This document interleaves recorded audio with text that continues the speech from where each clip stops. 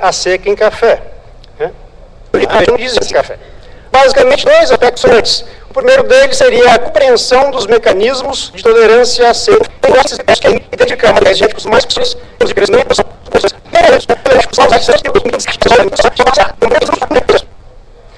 Agora, o melhoramento para trabalhar a planta como um todo, para poder integrar os vários processos fisiológicos, de modo a compreender o que de fato se processa em nível de planta inteira. Se nós pegarmos uma árvore hipotética, o café fisiologicamente é tido como uma árvore, tá?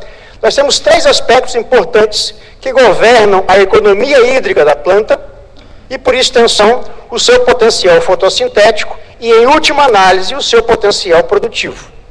Então, é necessário, primeiramente, que as plantas tenham um sistema radicular eficiente para absorver água do solo.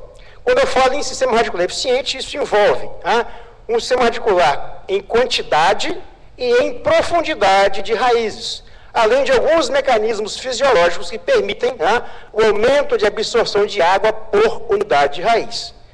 Nada adianta um sistema radicular muito robusto, muito bem desenvolvido, se não houver um sistema que garanta a condução desta água, desde a raiz até a parte aérea.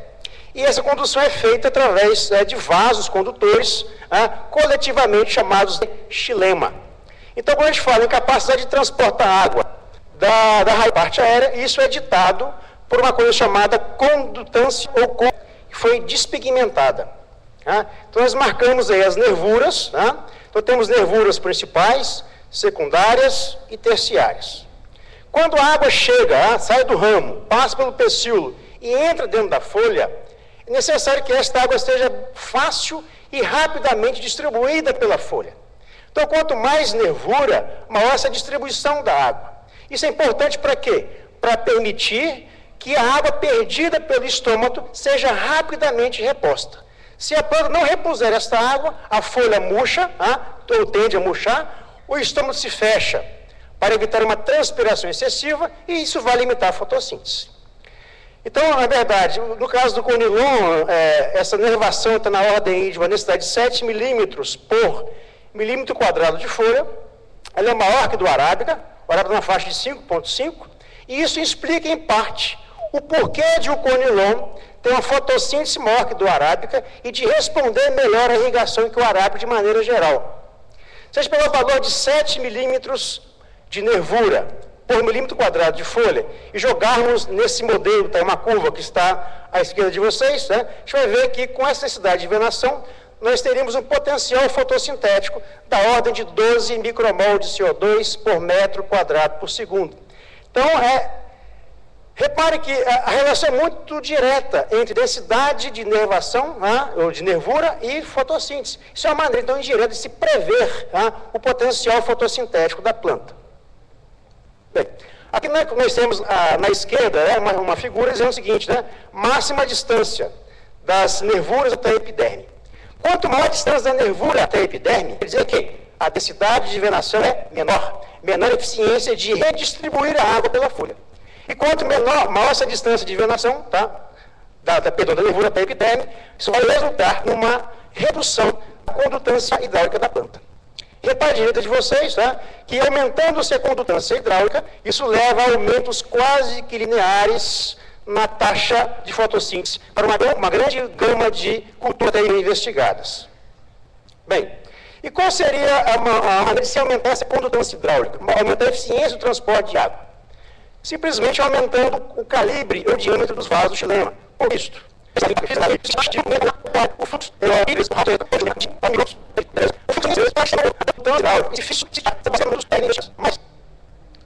nós podemos ter uma associação indireta entre condutância hidráulica e densidade do lenho, densidade dos ramos. O que é densidade, É a massa por volume.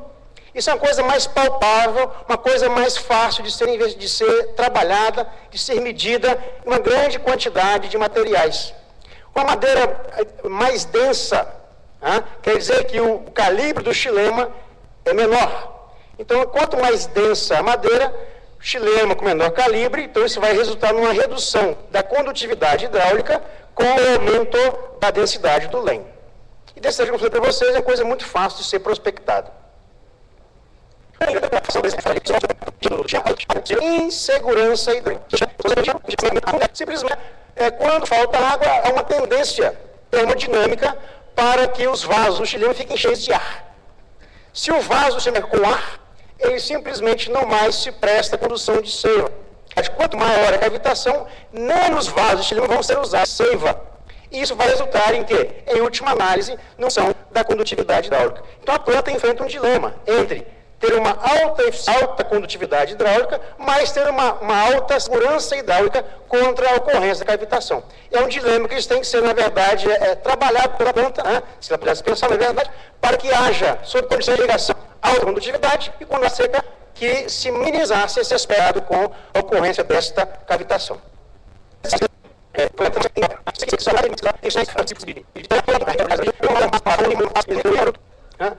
Nós temos, por exemplo, no que diz respeito ao conilon, nós temos materiais tolerantes e temos materiais sensíveis à seca.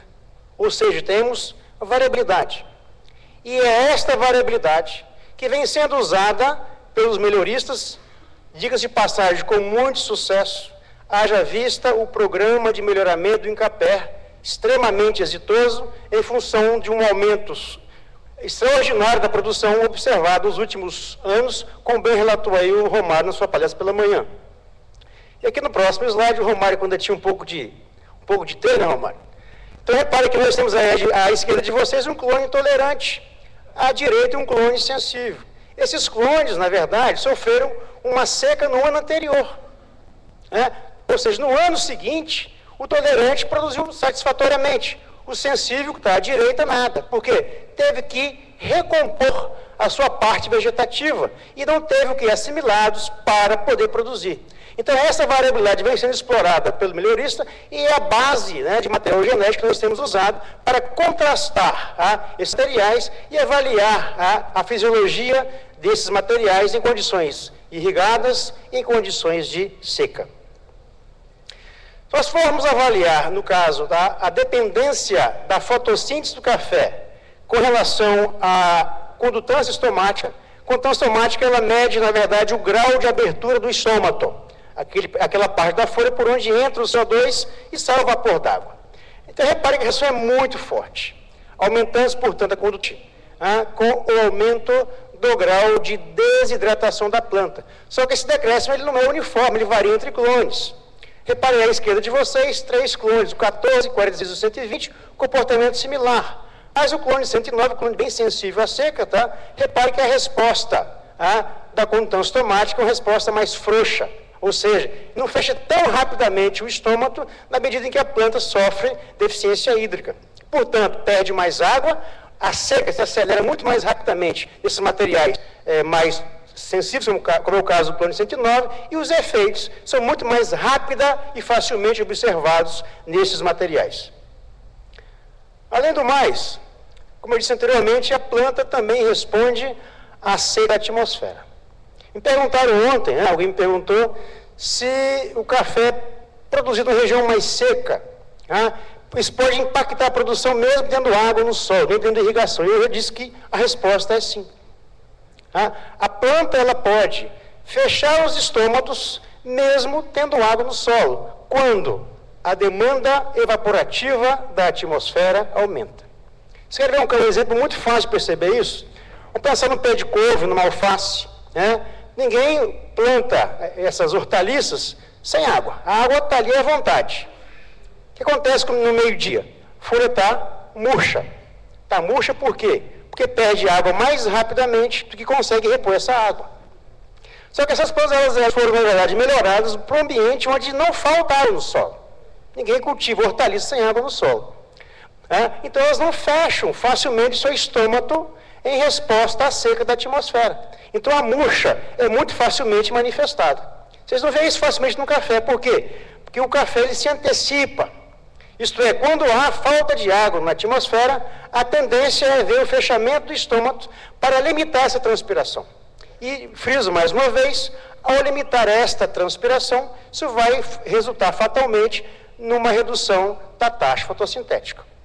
Estou comparando aqui no caso o clone 109, que é sensível, com 120, que é tolerante à seca, tá? Vamos pensar aí para um déficit de 1 kPa.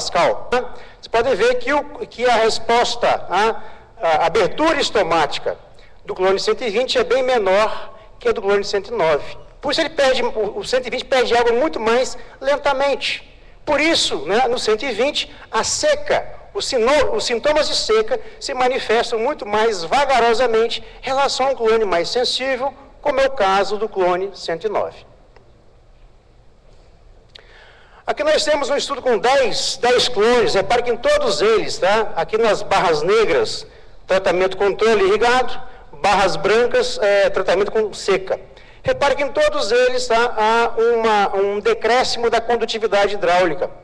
Tá? Vamos pegar o clone 14 com a Apuatã. Tá?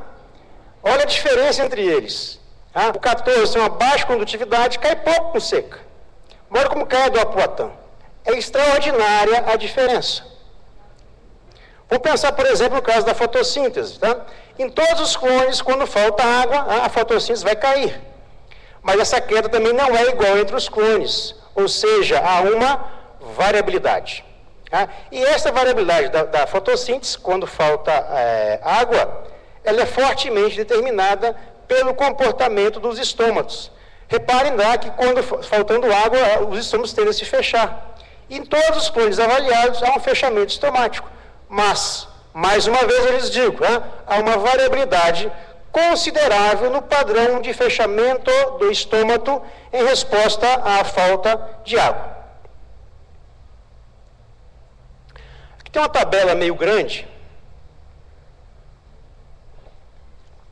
Eu retirei aqui os desvios padrão, a parte estatística, para poder limpar mais a tabela e poder apresentar mais facilmente esses dados para vocês. A gente fez um estudo com 12 clones, aqui eu mostrei apenas 4, para ilustrar mais ou menos como se dá a partição da massa seca da planta entre diferentes órgãos, quais sejam folha, raiz e caule, numa condição irrigada e numa condição de deficiência de água. Vamos pegar aí os clones 3, 14 e 109.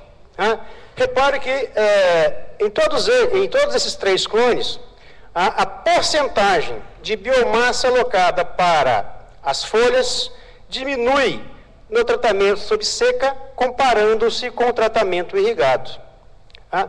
E de maneira inversa, há um aumento da partição de biomassa para as raízes, numa tentativa de a planta explorar mais o solo para conseguir